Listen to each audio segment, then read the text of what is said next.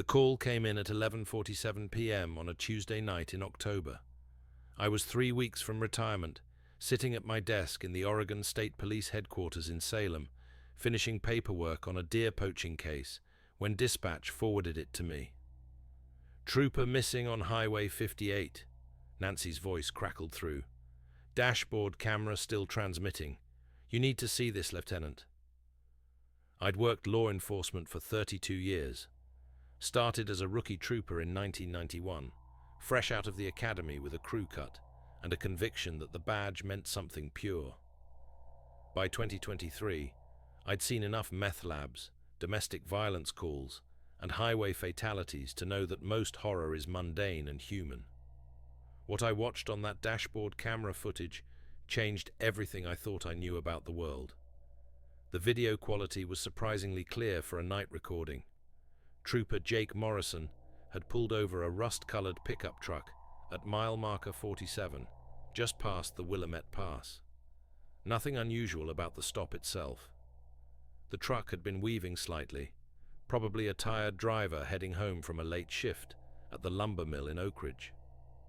Jake's patrol car sat properly positioned behind the pickup, spotlight illuminating the vehicle, emergency lights painting the forest edge in alternating red and blue. The timestamp read 9:23 p.m. Jake had been missing for over 2 hours.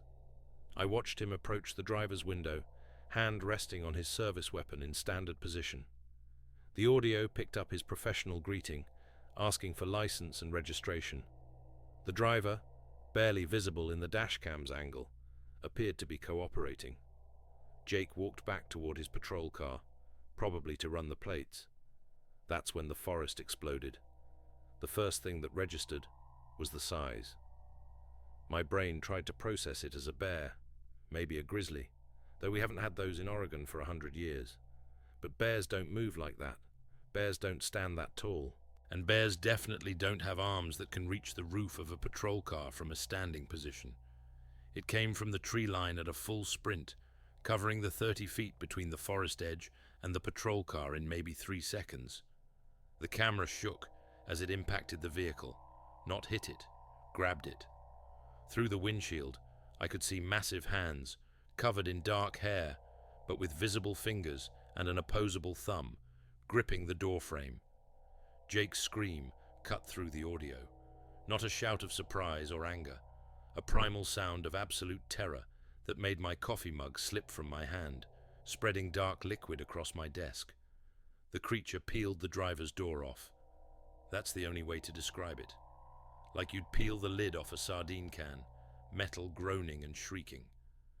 The interior light came on, illuminating Jake as he scrambled across the center console, fumbling for his radio.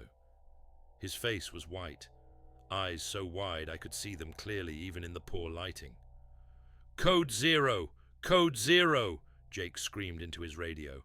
"Something's got me. It's not a bear. It's not a..." The massive hand reached in and grabbed him by the vest. Jake managed to fire his weapon twice, the muzzle flashes strobing the interior. The bullets seemed to have no effect. The creature pulled Jake out through the destroyed doorframe with one motion, lifting him completely off the ground. For just a moment, the dashboard camera caught it fully in the patrol car's headlights as it turned. 7 feet tall at minimum, maybe 8, covered in dark brown or black hair except for the face, which showed features that were almost human, but wrong in every proportion. The brow ridge was massive, the jaw too heavy, the eyes set deep under that protective bone. But those eyes reflected in the light, like any person's would, with intelligence and intent. It looked directly at the camera. I swear to God it knew it was being recorded. Then it carried Jake into the forest, his screams fading with distance until only the patrol car's engine idle and the static of the damaged radio remained. The pickup truck never moved. When our units arrived 40 minutes later, they found the driver unconscious in his seat, apparently having fainted. He remembered nothing. Jake's patrol car door lay twisted on the asphalt, boot prints in Jake's size dragged through the gravel, and then nothing. No tracks, no blood trail despite the gunfire, no sign of Jake Morrison at all. I've watched that footage 847 times. I've had it enhanced, analyzed, sent to experts who sent it back saying it had to be fake. But I know Jake Morrison. Knew him. He was my nephew's baseball coach. His wife, Emma, was 6 months pregnant with their second child. He didn't fake his own disappearance, and he sure as hell didn't fake that scream. The official report lists him as missing, presumed dead. Animal attack. Possibly a bear, despite the unusual circumstances. The dashboard footage was classified and sealed. I was given a direct order from the state police superintendent to forget what I'd seen and finish my last 3 weeks quietly if I wanted to keep my pension. But I couldn't forget. How do you forget something like that? How do you go back to writing speeding tickets and filing reports when you know there's something out there that can tear a police car apart with its bare hands? Something that walks upright and looks at cameras with conscious awareness? I started researching on my own time, quietly at first, just scrolling through missing person reports from the Cascades region. The patterns emerged slowly. Hikers vanishing in specific areas, hunters who never came back from particular valleys, a clustering around the Three Sisters wilderness and the upper Mackenzie River drainage that went back decades. Then I found the other footage. Hidden in State Forestry Service archives, buried in wildlife management studies, referenced only by file numbers, in reports that never made it to public release. Trail camera images too blurry to be conclusive, but showing bipedal figures far from any trail.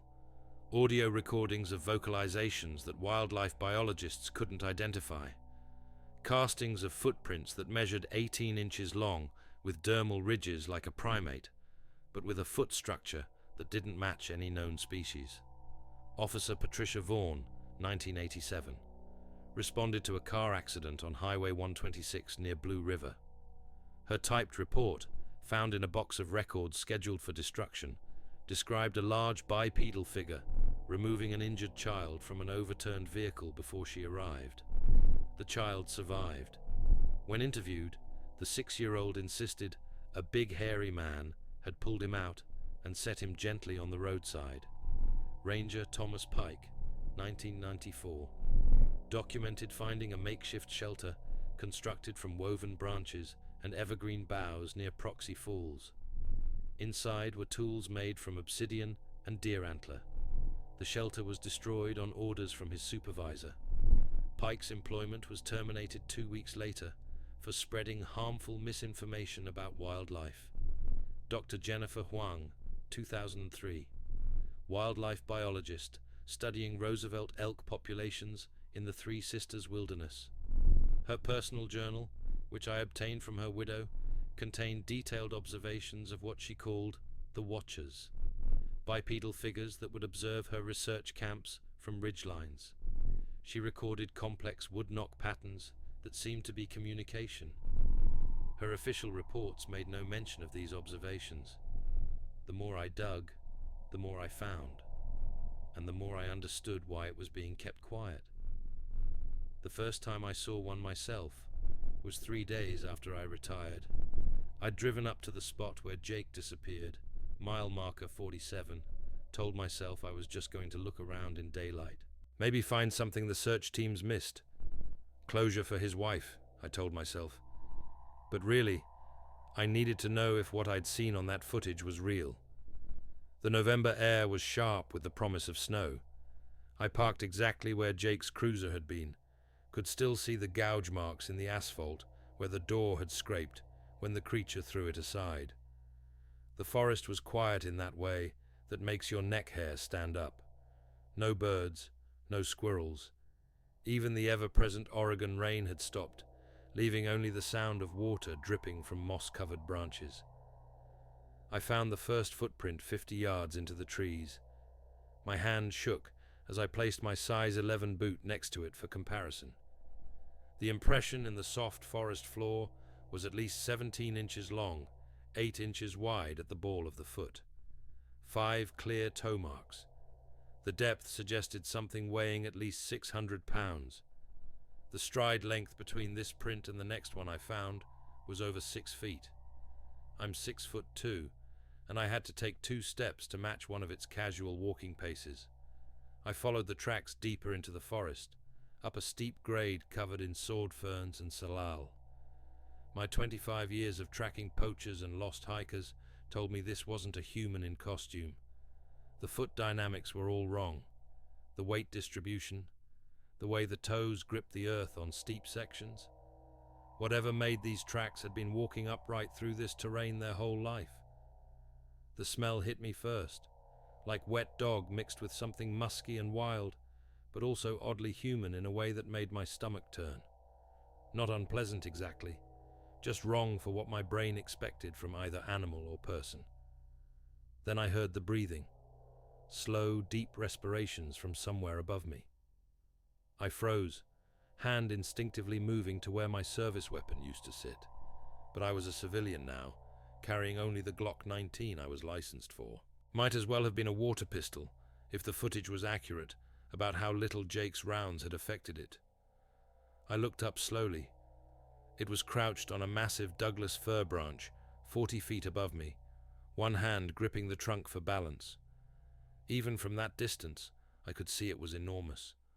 The branch, which must have been 2 feet thick, bent under its weight. Dark brown hair covered most of its body, except for the face, palms, and soles of its feet. The face was what stopped my breath. Heavy brow ridge, yes. Pronounced jaw, definitely. But the eyes that looked down at me held an intelligence that was unmistakably present. It was studying me just as intently as I was studying it. We stared at each other for maybe 30 seconds that felt like hours. Then it stood up on the branch, rising to its full height of at least 7.5 feet. I thought it was going to jump down, thought this was how I'd die. 3 days into retirement, torn apart in the forest with no witnesses. Instead, it turned and moved through the canopy with a fluid grace that shouldn't have been possible for something that size. Branch to branch, tree to tree, using roots through the forest ceiling that no human could navigate. Within moments, it was gone, leaving only the swaying of disturbed branches and that lingering musky smell. I stood there shaking for 10 minutes before I could make my legs work enough to get back to my truck. That night, I sat in my apartment in Salem, doors locked, guns loaded, trying to make sense of what I'd experienced. Every sound outside made me jump. Every shadow could have been something watching. But the fear wasn't the worst part. The worst part was the certainty that what I'd seen was a conscious being, not an animal, not a missing link, something that could think and plan and decide whether or not to kill me, and it had decided not to. That raised questions I wasn't prepared for. If these things existed, if they were intelligent, what were they? Where did they come from? How many were there? And most importantly, why were they being hidden? I spent the next 3 months researching everything I could find about Bigfoot, Sasquatch, whatever you wanted to call it. The indigenous peoples of the Pacific Northwest had known about them for thousands of years. The Wasco people called them Stay-Yaha. The Lummi called them Tsemekwes.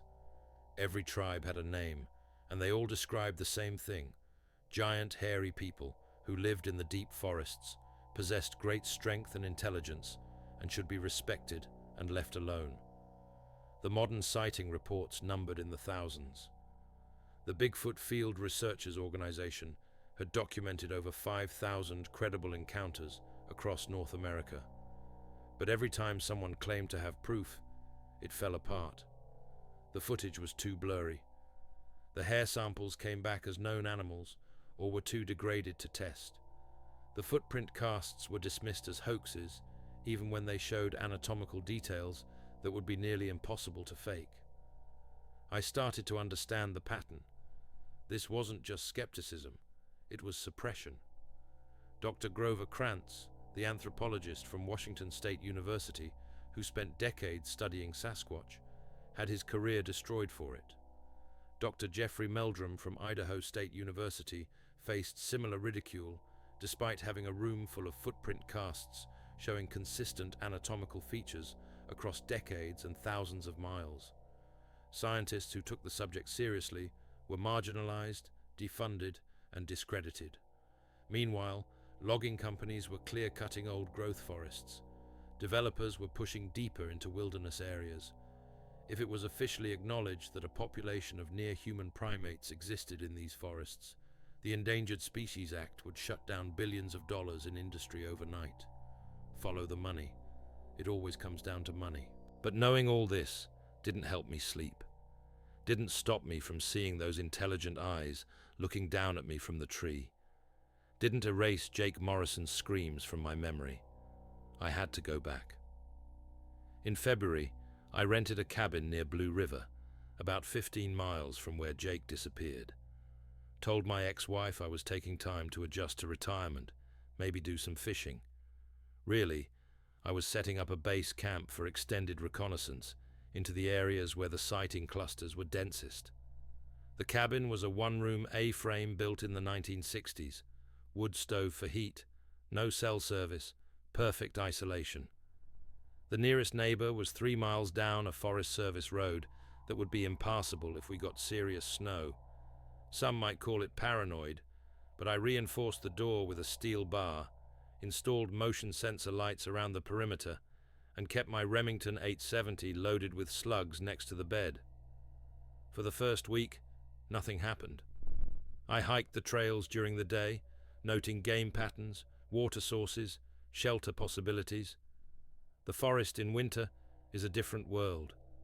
Quiet, visibility improved with the undergrowth died back, tracks preserved longer in the mud and snow. I found old footprints occasionally, weathered and partially filled with debris, but nothing fresh. Then came the knocks.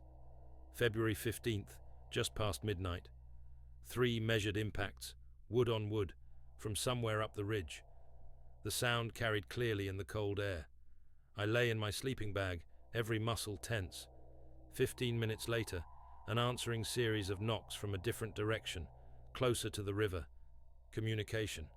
Had to be. I started documenting everything. Times, directions, patterns. Some nights, nothing. Others, the forest would come alive with knocks, sometimes 3 or 4 different sources. I tried recording them, but my phone's microphone couldn't capture the full resonance. These weren't just sounds, they were messages. On February 27th, I found the gift. I'd been leaving food out.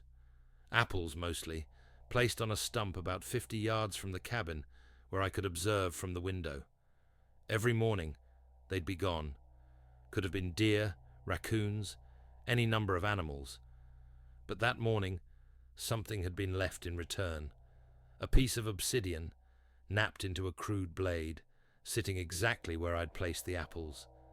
The craftsmanship was rough, but functional. More importantly, obsidian didn't occur naturally in this part of the Cascades. It had been carried here from at least 60 miles away. I picked it up with shaking hands. The edge was sharp enough to shave with. Someone, something, had made this. Made it for me. As a trade, a gift, maybe a warning. I couldn't tell. That night, I left out more apples and a jar of peanut butter I'd been saving. The next morning, both were gone. In their place was a bundle of camas roots, tied with twisted grass. Camas was a traditional food source for indigenous peoples, the bulbs sweet and nutritious when cooked. But it was February. These had been stored somewhere, kept through the winter. The exchange continued for 2 weeks. Food for crafted items or foraged goods. Never a direct encounter, never a sighting. But I knew I was being watched. That feeling you get when eyes are on you. That primitive awareness our ancestors developed to survive. Every time I stepped outside, I felt it. March 14th changed everything. A late-season storm had dropped 2 feet of snow overnight, more coming down heavy. I was splitting wood next to the cabin, trying to get enough inside before the real weather hit. The axe slipped on an icy round, glanced off, and buried itself in my left shin instead of the wood.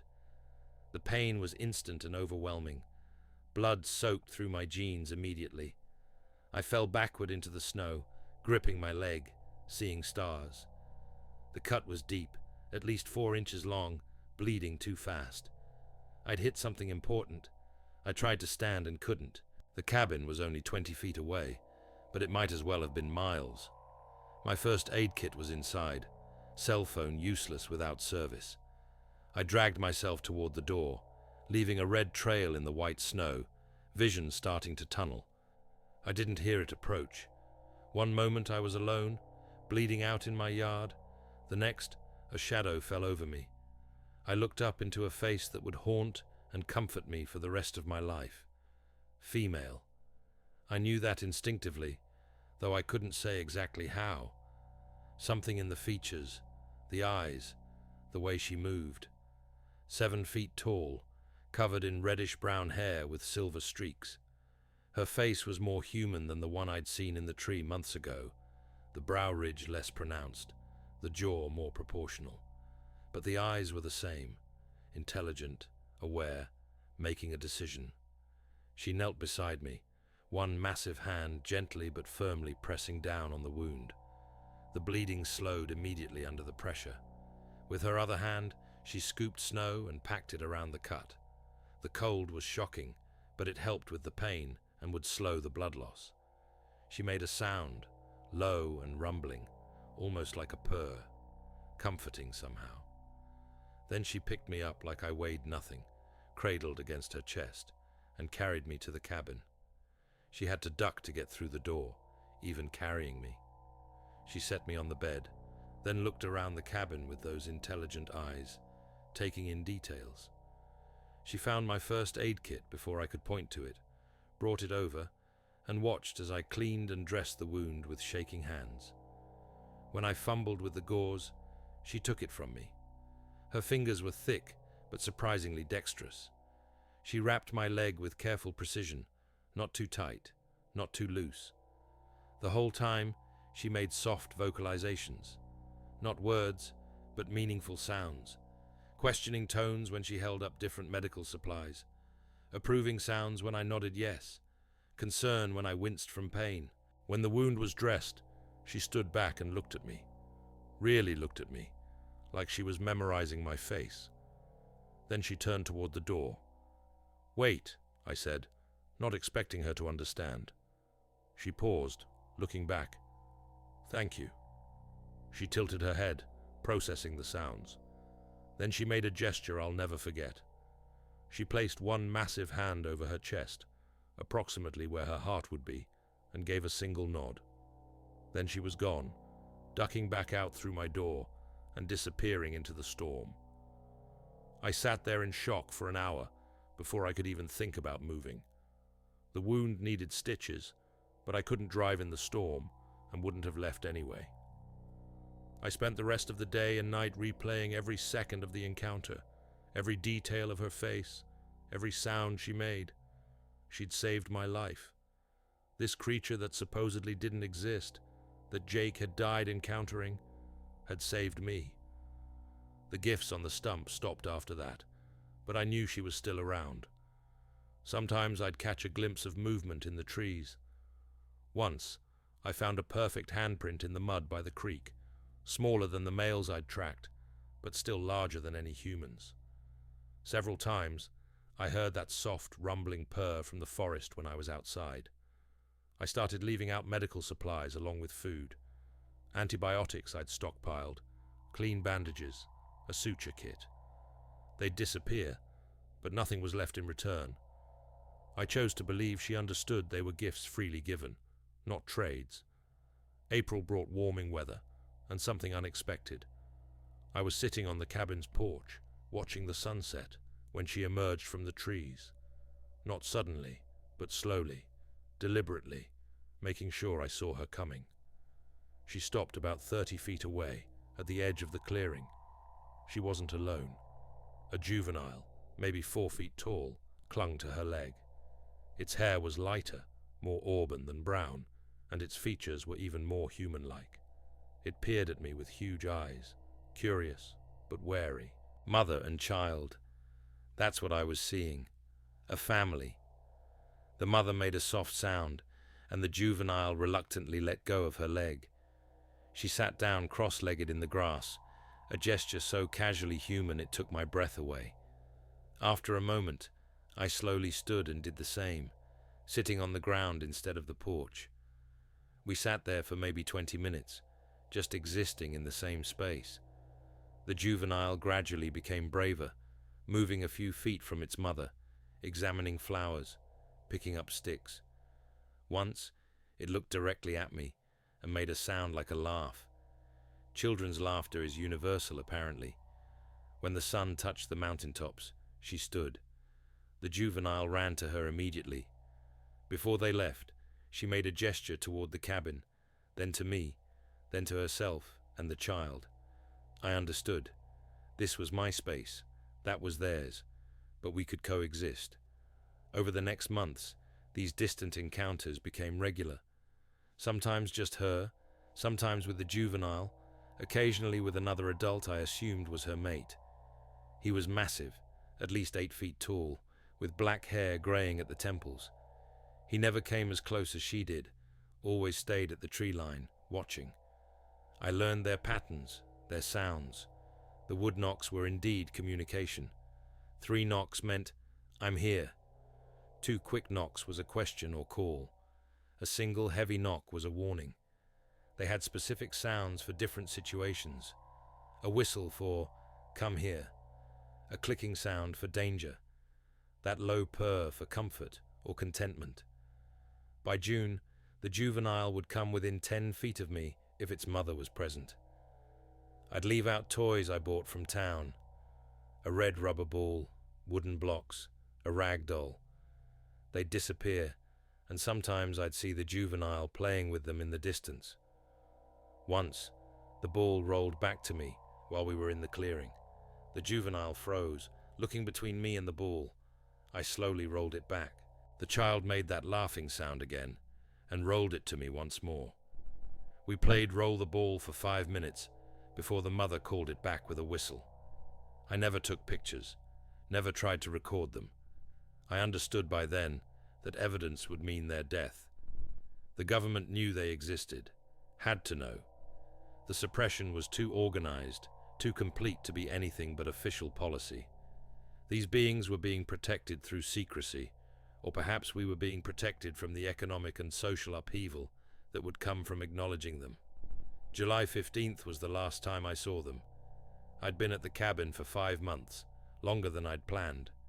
My ex-wife was asking questions. My pension checks were piling up at my apartment in Salem. Real life was calling me back. That evening, all 3 came to the clearing. The mother, the father, the juvenile. They sat at the tree line while I sat on the porch. We'd spent many evenings like this, just being present with each other. Then the mother stood and walked toward me, the closest she'd ever come, maybe 15 feet away. She reached into the hair at her hip and pulled something out, held it toward me. A necklace made of braided grass and small shells. Ocean shells, which meant they'd traveled at least 100 miles to the coast and back. I stood slowly and approached. When I was close enough, she placed it around my neck. Her hands were warm, the skin rough but gentle. She smelled like cedar and earth and something wild but not unpleasant. She placed her hand over her chest again, that same gesture from months ago. Then she placed that hand on my chest, right over my heart. Her hand covered my entire chest, fingers reaching from shoulder to shoulder, but the touch was soft, careful. She made a series of sounds, complex and meaningful. I didn't understand the words, if they were words, but I understood the message. Goodbye, be well, thank you. Then she turned and walked back to her family. The 3 of them disappeared into the trees, and I knew I'd never see them again. I left the next morning. That was 40 years ago. I'm 74 now, sitting in a care facility in Portland, typing this on a laptop my grandniece brought me. The doctors say I have maybe 6 months left. Pancreatic cancer, spreading fast.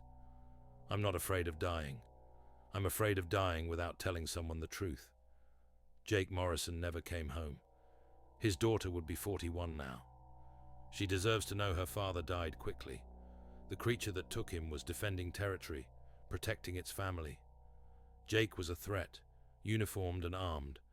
It didn't know he was just a tired cop trying to make it home to his own family. Two species, both trying to protect what they loved, colliding in the dark.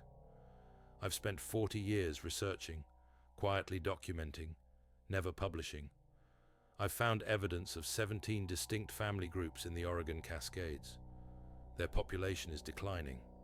Logging, development, climate change, all pushing them into smaller and smaller territories. The young one I played ball with would be in its 40s now if it survived. Maybe with young ones of its own, maybe dead, the last of its line. They're not monsters. They're not missing links. They're people, just not our kind of people. They have language, culture, family bonds that would put most humans to shame. They create art, use tools, tell stories in their way. They mourn their dead and celebrate their young.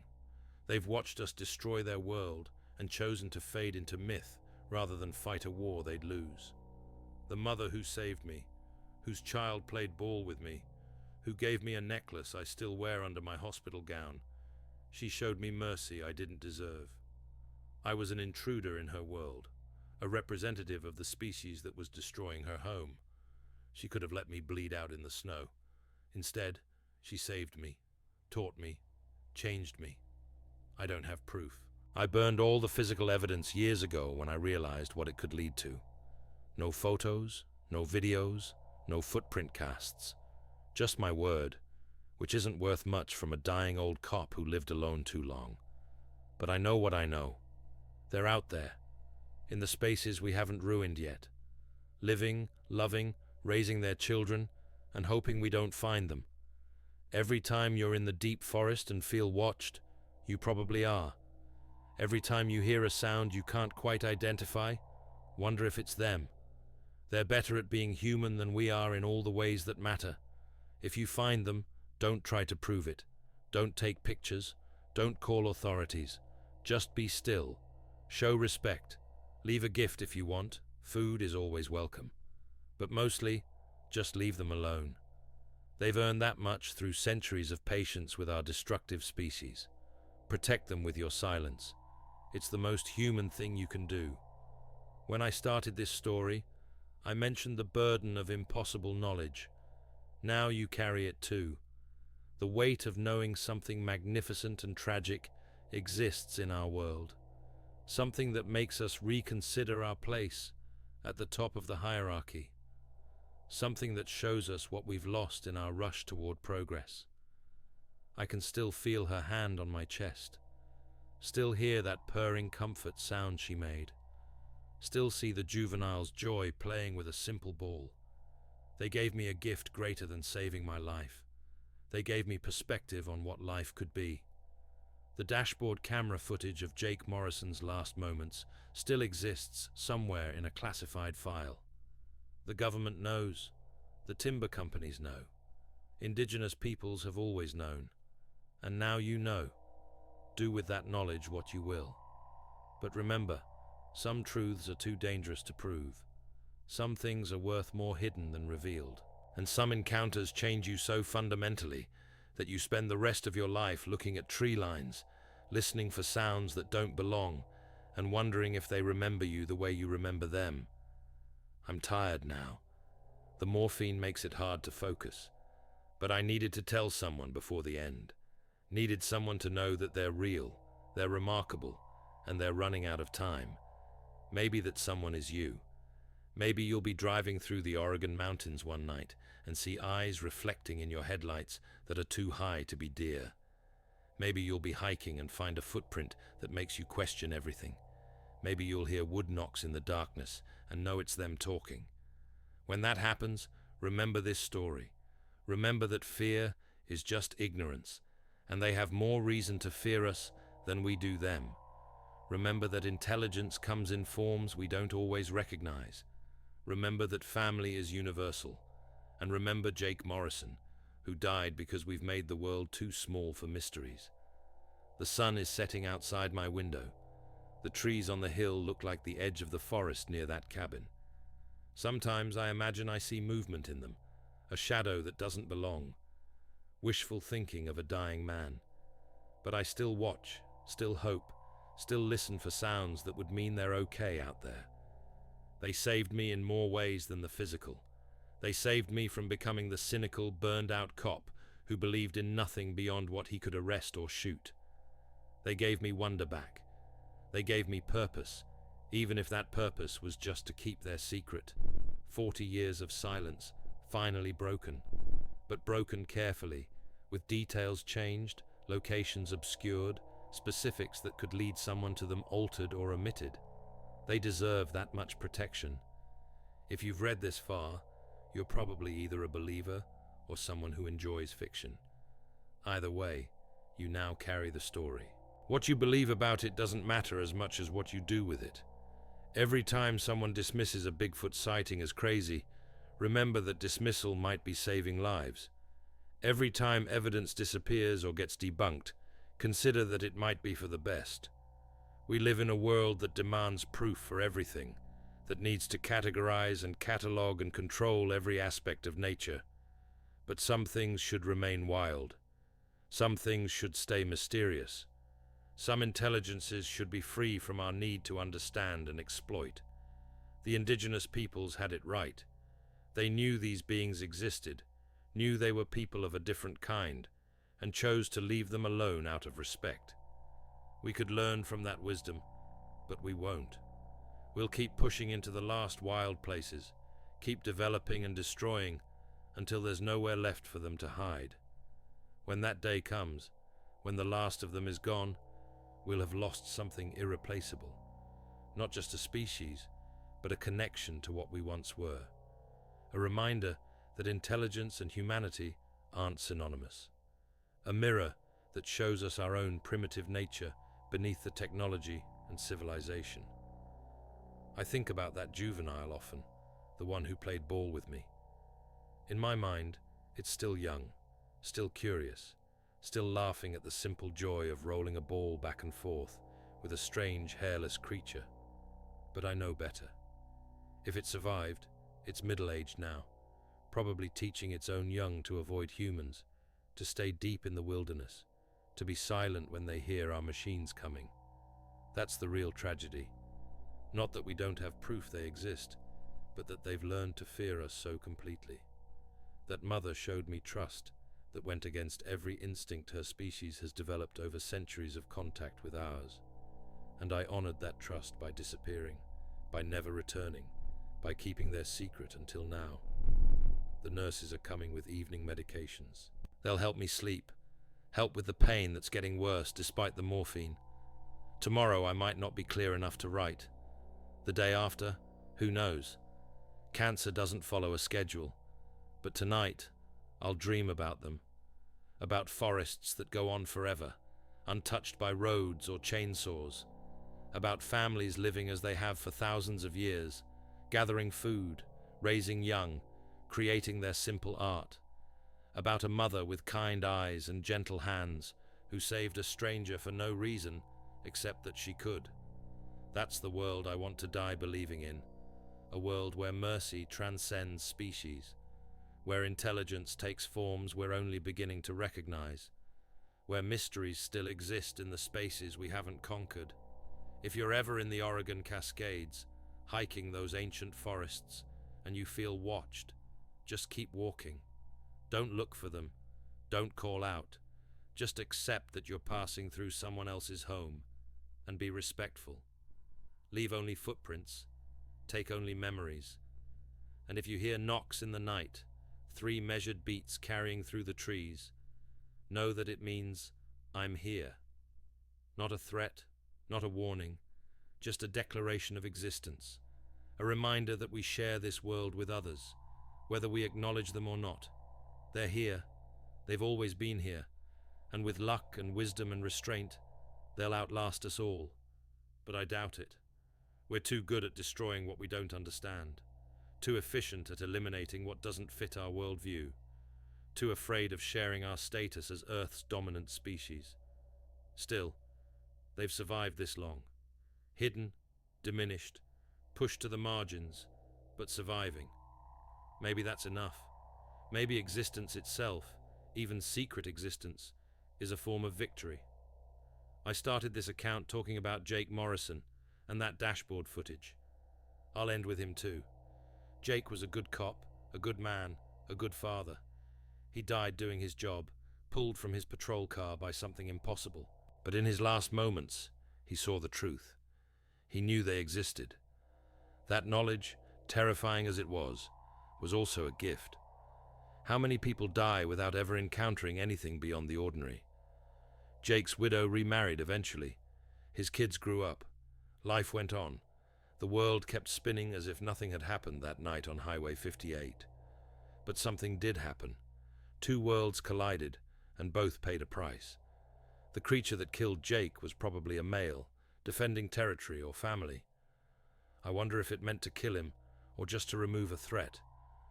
I wonder if it understood what it had done, if their kind comprehends death the way we do. Based on how the mother treated me, how carefully she dressed my wound, I think they do understand. I think that male knew exactly what he was doing. Which makes it murder, doesn't it? Or is it warfare? Or just nature, red in tooth and claw? These are questions without answers, philosophy problems that become real when you're looking into intelligent eyes that aren't human. I've written more than I intended, said more than I should have. The medications are making me ramble. But maybe that's fitting for a story that can't be told straight, can't be proven, can't be believed by anyone who hasn't experienced it. So I'll stop here with one last thought. If you're the kind of person who needs evidence, who demands proof, who can't accept anything without scientific verification, then forget everything I've written. Dismiss it as the ramblings of a dying old man with too much time and too much morphine. That's probably for the best.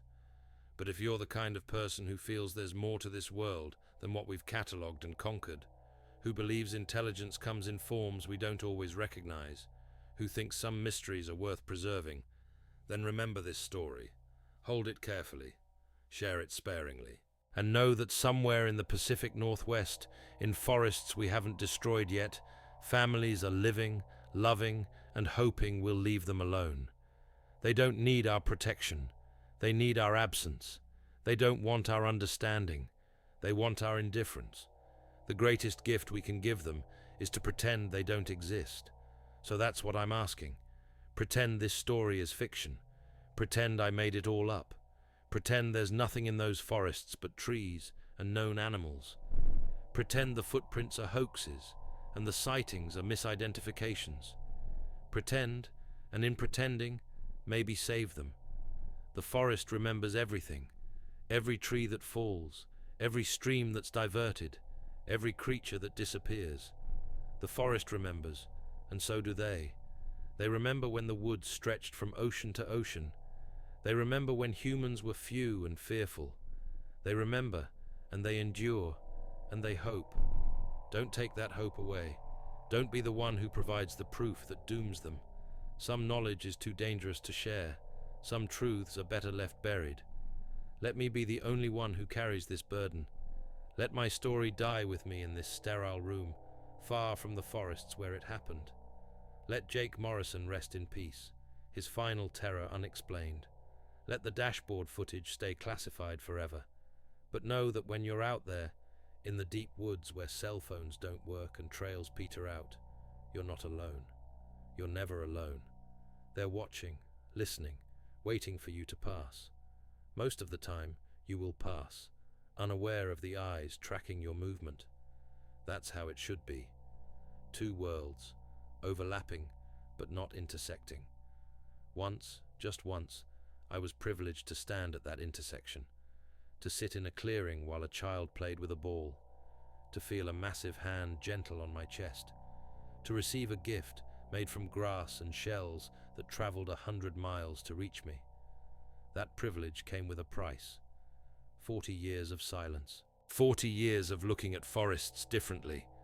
40 years of knowing that everything we think about our place in the world is wrong. Now the silence is broken, but carefully, anonymously, doubtfully. A story that undermines itself, evidence that isn't evidence, a testimony that can't be verified. Perfect for them, dangerous for no one. My hands are shaking too much to continue. The sun has set completely. The trees on the hill are just shadows now, but I still watch them. Still hope to see movement that doesn't belong. Still listen for sounds that shouldn't exist. Tomorrow, if I'm able, I'll delete this file. Or maybe I won't. Maybe someone needs to read it, needs to know, needs to carry this forward. I'm too tired and too close to the end to decide. For now, I'll close my eyes and remember. A forest in February, snow falling, blood on white. A face looking down at me with concern that transcended species.